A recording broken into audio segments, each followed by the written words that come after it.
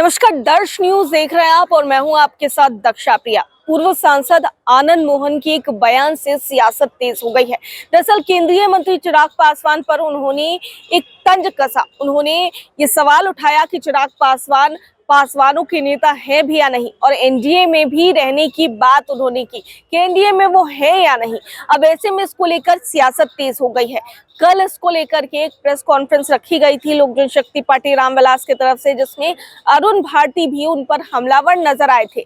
लेकिन अब चेतन आनंद ने भी विधानसभा में एक बयान दिया है जिसको लेकर के सियासत तेज हो गई है। उन्होंने कई तरह की बातें चिराग पासवान को लेकर कही। उन्होंने साफ तौर से कहा कि चिराग पासवान को बुलाया भी गया तो वो नहीं गए। एनडीए में रहने की बात कह रहे हैं वो कि एनडीए का हिस्सा चिराग पासवान है भी या नहीं है। अब इसको लेकर के चिराग पासवान की पार्टी ने भी स्टैंड लिया है। उन्होंने साफ तौर से कहा है कि एनडीए में चेतन आनंद है या नहीं, यही अभी बड़ा सवाल उठता है। और साफ तौर से चिराग पासवान की पार्टी की तरफ से ये कहा जा रहा है कि एनडीए में दरार लाने की कोशिश चेतन आनंद कर रहे हैं। बता दें कि लोक जनशक्ति पार्टी रामविलास के प्रदेश अध्यक्ष राजू तिवारी के ट्विटर हैंडल से एक ट्वीट किया गया है जिसमें चेतन आनंद के लिए एक लंबा चौड़ा मैसेज लिखा गया है।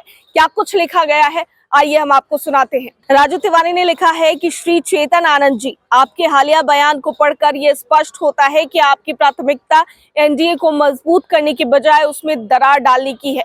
ऐसा प्रतीत होता है कि आप या तो अपने पुराने राजनीतिक गुरुजनों की विरासत निभा रहे हैं या महागठबंधन की विचारधारा को परोक्ष रूप से समर्थन दे रहे हैं। जो भी हो, इस प्रकार के बयानबाजी से आपको तो सुर्खियां मिल सकती हैं, लेकिन बिहार और एनडीए को नुकसान ही होगा।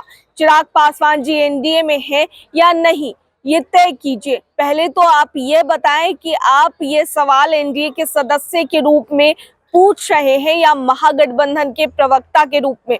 आपकी स्थिति स्पष्ट नहीं है। क्या आप अब भी जंगल राज का समर्थन कर रहे हैं और एनडीए में रहकर राजद के एजेंडे को आगे बढ़ा रहे हैं? चिराग पासवान जी की भूमिका खुद एनडीए में किसी प्रमाण पत्र का मोहताज नहीं है, और विशेषकर उस व्यक्ति से तो बिल्कुल नहीं जो लंबे समय तक राजनीति में अप्रासंगिक रहा है। एनडीए का नेतृत्व और बिहार की जनता भली भांति जानती है कि चिराग पासवान जी कौन है और उनकी भूमिका कितनी महत्वपूर्ण है। चिराग पासवान जी पासवानों के नेता है या नहीं? चिराग पासवान जी ने न केवल बिहार में बल्कि राष्ट्रीय स्तर पर यह सिद्ध कर दिया है कि वे दलितों, वंचितों और सर्व समाज के नेता हैं।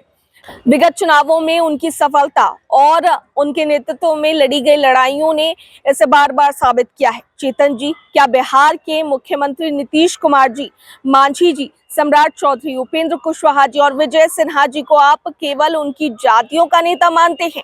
यदि नहीं, तो यह समझना आवश्यक है कि चिराग पासवान जी बिहार के हर समाज के हित के कार्य कर रहे हैं। पासवान कैंडिडेट इतना वोट कैसे ले आया? आपकी यह सोच 90 के दशक के जातिगत समीकरणों में अटकी हुई प्रतीत होती है। बिहार आज जंगल राज और जातिगत राजनीति से ऊपर उठ चुका है। यह 90 का बिहार नहीं जहां हर मुद्दे को जाति के चश्मे से देखा जाता था। चिराग जी ने एमवाई महिला और युवा समीकरण बनाकर यह साबित कर दिया है कि आज की राजनीति विकास, महिला सशक्तिकरण और युवाओं के भविष्य पर केंद्रित होनी चाहिए।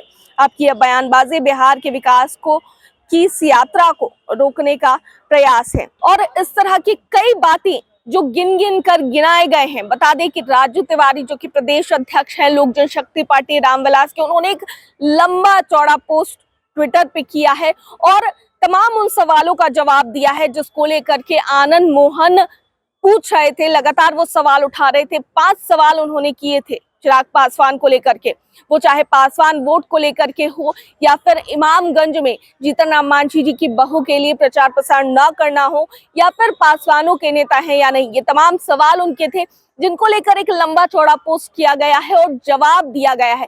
तो पूरी तरीके से फिलहाल चिराग पासवान की जो पार्टी है वो चेतन आनंद और आनंद मोहन पर लगातार हमलावर नजर आ रही है। कैमरा पर्सन शशि के साथ मैं दक्षा प्रिया, दर्श न्यूज, पटना।